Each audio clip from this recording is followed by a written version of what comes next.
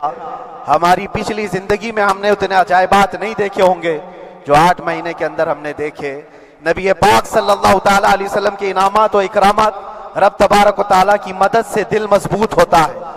عزیزان گرامی، ہم نے تو وہاں ایسے لوگوں کو دیکھا جو ڈپریشن کا شکار ہو کر کافر بھی ہو گئے، اور حالات سے گھبرا کر کے وہ انکار کر بیٹھے، کوئی خدا نہیں ہے، کوئی مدد نہیں آتی ہے۔ ایسے حالات وہاں دیکھے، لیکن ان حالات میں بھی اللہ تبارک و تعالیٰ کی مدد ساتھ رہی۔ رسول پاک صلی اللہ تعالیٰ علیہ وسلم کا انعام و اکرام یہ تھا کہ جس طرح سے گئے تھے اسی طرح سے واپس بھی آئے، جس طرح سے گئے تھے ویسی واپس آئے، اور نہ میرے مصطفیٰ نے باہر میری عزت میں کمی کی، نہ اندر عزت میں کمی کی، کہیں پر بھی نہیں۔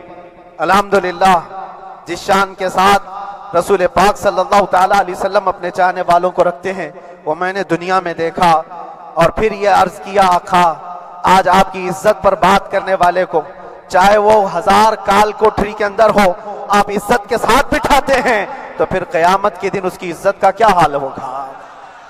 عرش حق ہے مسند رفعت رسول اللہ کی، دیکھنی ہے حشر میں عزت رسول اللہ کی۔ میرے عزیزو، ایک بات کو طے کر کے چلو، انہیں جانا انہیں مانا، نہ رکھا غیر سے کام، للہ الحمد میں دنیا سے مسلمان گیا۔ اس ایک بات میں جو عزت ہے، دنیا کے کسی مقام و منصب اور مرتبے میں عزت نہیں ہے۔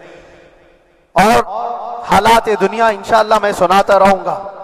اللہ تبارک و تعالیٰ جب تک یہ زبان رکھا ہے، حق بولتے رہیں گے اور سناتے رہیں گے، اور بھی حالات آپ کو انشاءاللہ العزیز آگے سناتے رہیں گے۔ لیکن آج خصوصیت کے ساتھ میں جمعہ کے لیے اسی لیے حاضر آیا کہ یہاں کے لوگ پل پل یاد کرتے رہے۔ حضرت مجھے ہر بار خبر دیتے کہ جب نماز سے فارغ ہو کر کے میں نکلوں تو مجھے لوگ پکڑ لیتے، کیا ہوا، اب کیا خبر ہے؟ تو جس قدر آپ کی بے چینی تھی، بے قراری تھی، میرے عزیزو، مجھے بھی ملنے کی بے چینی اور بے قراری تھی، لیکن یہ ایک سٹیج تھا جس سے گزارا گیا ہے، ایک مقام تھا جس سے گزارا گیا۔ میں تو ایک نکما آدمی، میں تو ایک کم پڑا ہوا ہوں، لیکن آپ کو بزرگان دین کی اگر تاریخ پتہ ہو، امام اعظم ابو حنیفہ رضی اللہ تعالیٰ عنہ جن کو ناحق جیل میں رکھا گیا تھا، امام موسیٰ کاظم رضی اللہ تعالیٰ عنہ 7 سال تک قید میں رہے۔ یہ کون امام موسیٰ کاظم؟ جن کے دربار میں جانے کے لیے غوث اعظم عبد القادر جیلانی رضی اللہ تعالیٰ عنہ 4 کلومیٹر دور اپنی چپل اتار دیا کرتے تھے۔ امام موسیٰ کاظم کا وہ دربار ہے جن کو باب الحوائج کہا جاتا ہے۔ اس امام کو 7 سال تک بغیر کسی قصور کے قید میں رکھا گیا، اور حد تو یہ ہے کہ اسی قید خانے میں زہر دے کر کے آپ کو مارا گیا ہے۔ آپ کا جنازہ جیل سے نکلا تھا۔ امام احمد بن حنبل جن کو 5 لاکھ حدیثیں یاد ہیں نبی پاک صلی اللہ تعالیٰ علیہ وسلم کی، بغداد کے سرے بازار آپ کو ننگی پیٹھ پر کوڑے مارے گئے۔ آپ کو اندازہ ہے، بزرگان دین کی ایک لمبی فہرست ہے۔ جب میں وہاں گیا تھا تو ایک بزرگ کی بڑی یاد آئی، وہ تھے حضرت مجدد الفیسانی رضی اللہ تعالیٰ۔ اکبر جیسے ڈکٹیٹر کے سامنے، اس زمانے کے سب سے بڑے ڈکٹیٹر بادشاہ کے سامنے آپ نے حق بات کا اعلان کیا تھا۔ مجدد الفیسانی رحمۃ اللہ تعالیٰ علیہ نے فرمایا تھا کہ اسلام نام سے جو دین ہوگا وہ محمد عربی کا لایا ہوا ہی دین ہوگا، کسی اور بادشاہ کا بنایا ہوا نہیں ہوگا۔ اس بات پر آپ کو قید میں ڈالا گیا تھا، 8 سال تک قید میں رکھا گیا۔ 8 سال میں بادشاہ مر بھی گیا، بیٹا بادشاہ بنا، لیکن کسی نے آ کر جہانگیر کے سامنے یہ بات رکھی کہ آپ کے باپ نے جس مولانا کو قید میں ڈالا تھا گوالیار کی جیل میں، 8 سال میں جیل کا نقشہ بدلا ہوا ہے۔ تو بادشاہ نے پوچھا ہوا کیا ہے؟ کہا کہ اس مولانا نے 8 سال میں تقریباً 700 قیدیوں کو عالم بنا دیا ہے۔ درس حدیث، درس تفسیر، قرآن کا علم، نمازیں جماعتوں سے وہاں اس طرح ادا ہوتی ہیں جیسے لگتا ہے گنبد خضرا کی چھاؤں میں ہے۔ رب تبارک و تعالیٰ کا یہ احسان عظیم تھا۔ ان 8 مہینوں میں بحمدہ تعالیٰ میں نے اپنی لائف میں کبھی اتنی امامت نہیں کی تھی جتنی وہاں امامت کیا، اس لیے کہ پابندی نہیں ہو پاتی۔ جب جب امام رہا، مسجد میں چھٹیاں ہوا کرتی تھی، ادھر ادھر آنا جانا، لیکن وہاں پر کبھی کسی نماز میں چھٹی نہیں ہوئی۔ اور امامت اللہ تبارک و تعالیٰ کو جہاں لینا ہے وہاں لیتا رہے. اور مجھے اس بات کا تھوڑا قلق تھا، 24 سال سے میں تراویح سنا رہا تھا، 24 تراویح ہو چکی تھی، رمضان المبارک کا 24 گزر چکے تھے، 25واں سال تھا. ظالموں نے مجھے رمضان سے پہلے اندر کر دیا. بار بار یہ خواہش ہوتی تھی کہ میری تراویح چھوٹنے نہ پائے. 25ویں تراویح ہے، 25ویں محراب ہے، لیکن رب تبارک و تعالیٰ کا احسان، اندر موجود سارے مسلمانوں نے یہ مطالبہ کیا کہ ہم یہاں جماعت سے تراویح قائم کریں گے. اور اب تک لوگ الم تری کیف والی تراویح کبھی کبھار پڑھ لیا کرتے ہیں، لیکن سارے لوگوں نے مل کر کے یہ اتفاقاً کہا کہ ہم پورا قرآن آپ سے سننا چاہتے ہیں. کیسے کیسے قیدی تھے، کیسے کیسے کرائم والے تھے. میں نے کہا آج میں ایک دن پڑھاتا ہوں، ایک پارہ پڑھوں گا، آپ کو اگر لگے تو بتا دینا، بھاری پڑ جائے، کیونکہ لوگ سارے کرمنل ہیں اور کئی طرح کے جرائم کیے ہوئے لوگ ہیں. نماز دین سے کہاں زیادہ رشتہ. کہا ہو سکتا ہے یہ گھبرا کر بھاگ جائیں. ایک دن پڑھاؤں گا، اگر آپ کو لگے تو بول دینا، نہیں تو کل سے الحمد للہ. پہلے دن تراویح پڑھائے، دوسرے دن سارے لوگوں نے کہا آپ نے ایک پارہ پڑھایا ہے، سحری تک بھی پڑھائیں گے تو انشاءاللہ کھڑے رہیں گے. یہ جو استقامت، یہ ساری چیزیں دلوں کا جمع ہونا اور ہماری طرف دلوں کو پھیر دینا بغیر اللہ کی مدد کے نہیں ہوتا. رسول پاک صلی اللہ تعالیٰ علیہ وسلم کے کرم و احسان کے بغیر نہیں ہوتا. وہ تراویح بھی پڑھتے رہے، تفسیر قرآن بھی سنتے رہے اور قرآن کی تعلیم بھی لیتے رہے. پھر مجھے اندازہ یہ ہوا کہ رب تبارک و تعالیٰ کی منشا یہ تھی کہ ہماری تراویح کی محراب کی سلور جبلی جیل کے اندر ہو جائے.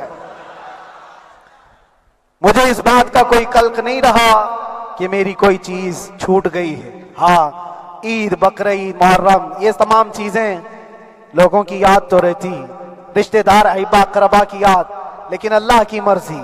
میرا رب تبارک و تعالیٰ جو پسند کرے اس میں ہم راضی ہیں. اگر مولا یہ چاہتا ہے کہ میں تنہا پڑھوں تو اس کی رضا میں ہم راضی ہیں. اگر وہ چاہتا ہے کہ مجمع ہزاروں میں ہم نماز ادا کریں تو اس کی مرضی پر ہم قائم ہیں. عزیزان گرامی وقار، صبر اور سکون کے ساتھ جو حالات گزرے اس میں سب سے بڑا کردار آپ سب کی دعاؤں کا ہے. سب کی دعاؤں کا. مشائخ، سارے پیران اعظام، تمام سلاسل کے اور ہر مسجد کے امام اپنے محراب اور ممبر سے جو دعا کرتے رہے، یہ سارا ذخیرہ میرے لیے اتنا بڑا ہے جس کو میں بیان نہیں کر سکتا. ہر ایک کی جانب سے دعائیں، عورتوں بچوں کی طرف سے منتیں، روزے، نہ جانے کیا کیا کر لیا. پھر مجھے اندازہ ہوا کہ صرف اپنے آرام اور اپنی راحت کے لیے پھڑپھڑانے سے کچھ نہیں ہوگا. رب تبارک و تعالیٰ یہ چاہتا ہے کہ پوری امت مل کر کے اس فقیر کے لیے دعا کرے. اور اللہ تعالیٰ کو جب تک منظور تھا تمہاری دعائیں ہوتی رہی. بعض لوگوں کو یہ خیال بھی آیا، کچھ میرے احبا اقربا رشتہ داروں نے بھی کہا اتنی ساری دعائیں ہوئی قبول کیوں نہیں ہوتی. ایک بات یاد رکھو، پوری دنیا مل کر کھڑے ہو کر دعا کرے. اللہ کی قدرت پر کوئی کام کرنا واجب نہیں ہے، اللہ پر کوئی چیز واجب نہیں ہے. اگر وہ اپنے فضل سے عطا کر دے تو اس کا احسان ہے، اس کا احسان ہے. اب چاہے وہ سال بھر میں قبول کرے کہ 5 سال میں قبول کرے. ایک بات یاد آتی ہے میرے عزیزو، ہماری قید تو 8 مہینے کی ہوگی. ان بزرگان دین کی قید 8 سال 7 سال. امام محمد بن حسن عسکری 20 سال تک قید میں رہے، 20 سال تک اندر سلاخوں کے پیچھے بند رکھا گیا. یہ اہل بیت اطہار ہیں، ائمہ اعظام ہیں. ان کی تکلیفیں دیکھ کر پھر ہماری تکلیف چھوٹی لگتی اور پھر نبی پاک صلی اللہ تعالیٰ علیہ وسلم کی یاد آتی. صرف اس بات کا ہمیں فخر تھا کہ تم نے کبھی چوری کے الزام میں تو نہیں گرفتار کیا، کسی گھنانے الزام میں تو نہیں گرفتار کیا. ہاں، اگر کسی بات پر گرفتار کیا ہے تو ان سے پوچھو تو اب یہ بولنے میں بھی شرم کرتے ہیں. مولانا کو کیوں گرفتار کیا ہے، مولانا کو کیوں اندر رکھا ہے؟ شرم آتی ہے بولنے میں، کیونکہ انہوں نے کچھ ایسا بولا تھا جس کو بولنے میں شرم آتی. کیا بولا تھا میرے عزیزو؟ یہ ایک الگ کہانی ہے. ابھی میں اس پر کچھ گفتگو نہیں کرتا، اس لیے کہ ہر ایک کو یاد ہو چکی ہے، ہر ایک کو یاد ہے.